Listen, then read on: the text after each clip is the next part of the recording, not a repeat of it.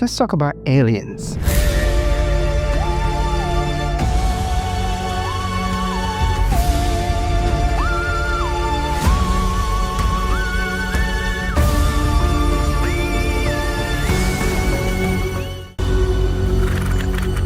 Alien, c'est le titre de mon film préféré de science-fiction, mais si vous n'avez jamais vu ce film, vous avez sûrement entendu parler de ces créatures rendues célèbres par la série X-Files, Roswell ou encore Supernatural. Si vous êtes un millénaire comme moi, vous vous souvenez sûrement des rendez-vous X-Files où les aventures de Dana Scully et Fox Mulder nous faisaient à la fois rêver et frissonner. Vous l'aurez compris, le sujet de ce nouvel épisode sont les aliens. Et pourquoi ce sujet fascine-t-il autant ? Parce qu'il rassemble tout simplement à la fois tout ce qui suscite la fascination chez l'homme. Le mystère, l'inexplicable, l'invisible, bref, tout ce qui suscite notre questionnement et titille notre imaginaire. Notre objectif aujourd'hui, c'est justement de mettre le doigt, vous avez la référence, sur quelques réponses à ces mystères. Il n'y a pas de doute, ce sujet attise la curiosité et suscite une fascination un peu exagérée. Savons-nous réellement à quoi ou à qui nous avons affaire? Pour vous apporter quelques éclaircissements sur ce sujet, j'ai choisi deux grands chercheurs qui sont d'une référence dans le domaine. Rosemary Ellen Guiley, une chercheuse américaine qui a dédié sa vie à la recherche des phénomènes paranormaux, et Jacques Vallée, dont on parlera un peu plus tard. Pour Rosemary Ellen Guiley, les aliens ne sont qu'une autre forme que prend le monde des esprits. Dans son livre The Gene Connection, elle établit un lien très intéressant entre aliens, shadow people et Bigfoot. Pour elle, ce n'est que des manifestations du shape-shifting gene, ces êtres de l'invisible qui, en se manifestant, peuvent prendre plusieurs formes. Les aliens ne seraient-ils pas, après tout, un autre nom donné à ces entités qui ont toujours été connues dans l'ancien temps? Il est vrai que depuis la révolution scientifique du XVIIe siècle, qui devrait être appelée plutôt la révolution matérialiste, l'homme semble vouloir en finir avec l'invisible. Mais il semble bien que l'invisible, lui, est loin d'en avoir fini avec nous. Jacques Vallée, dont on parlait un peu plus tôt, lui est une référence dans le domaine des ovnis. Il a même inspiré Steven Spielberg pour son personnage du scientifique Lacombe dans son film Rencontre du troisième type. Pour Jacques Vallée, les aliens et les ovnis ne sont qu'une résurgence d'entités connues de tout temps sous différents noms. Dans Passepartout Magonia, sa célèbre œuvre publiée en 1969, Jacques Vallée nous dit « The modern global belief in flying saucers and their occupants is identical to an earlier belief in the fairy faith. » D'ailleurs, le terme « alien » veut simplement dire « étranger ». Avons-nous mis sous cette bannière tous les phénomènes qu'on ne peut pas expliquer? Est-ce une volonté de notre part de mettre hors de cette terre extraterrestre tous ces phénomènes inexplicables? Bref, pour Jacques Vallée et Rosemary Ellen Guiley, ces créatures ne font pas partie d'une autre planète et ne sont pas venues établir un lien ou un contact avec nous, comme dans le film avec Jodie Foster, mais font bel et bien partie de ce monde, et ce, depuis la nuit des temps.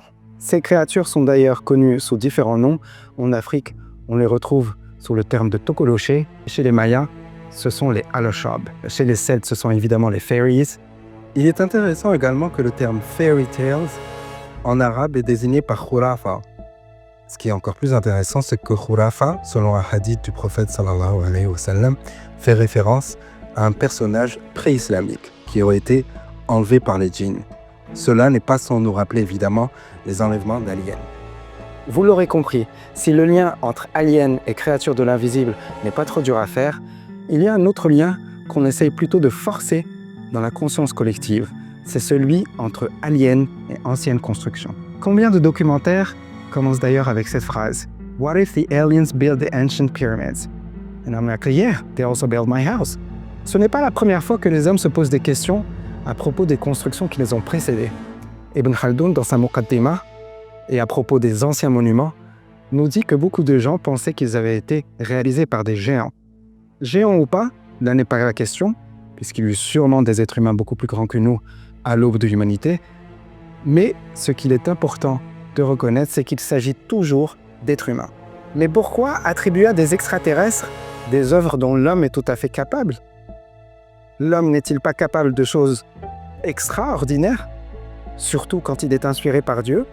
Et la construction, ne l'oublions pas, reste un art sacré.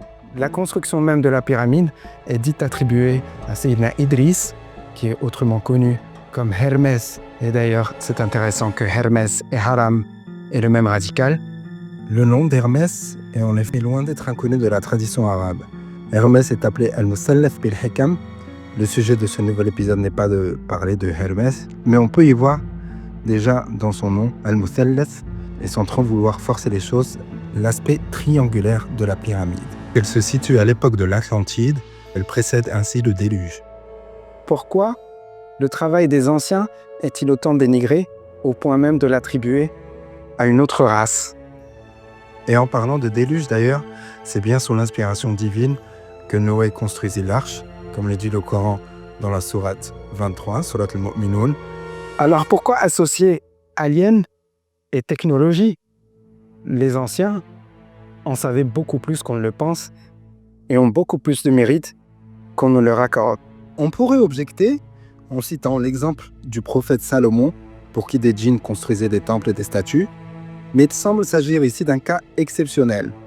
Et les djinns étaient évidemment sous ses ordres, et non pas le contraire, avec la permission, bien sûr, de Dieu. Allahu a'lam, mais cet exemple nous paraît incomparable, étant donné la grandeur de Salomon, qui était à la fois descendant d'Abraham, fils de David, roi et prophète. Nous ferons un sujet sur la théorie de l'évolution, car tout cela correspond à un point de vue évolutionniste, c'est-à-dire penser que les anciens ne sont que des bougres sans grande connaissance et que nous sommes les plus intelligents. On l'aura compris, les aliens ont toujours été connus de tout temps sous différents noms. Elles ne méritent pas cette fascination exacerbée qu'on leur accorde. Nous devrions plutôt diriger notre fascination vers l'ancien temps et vers les anciens. Après tout, même Platon, qui parle à ses étudiants grecs qui croient que les Grecs ont tout inventé, disait au contraire qu'il devait énormément aux Égyptiens, car les Égyptiens étaient plus proches de l'origine.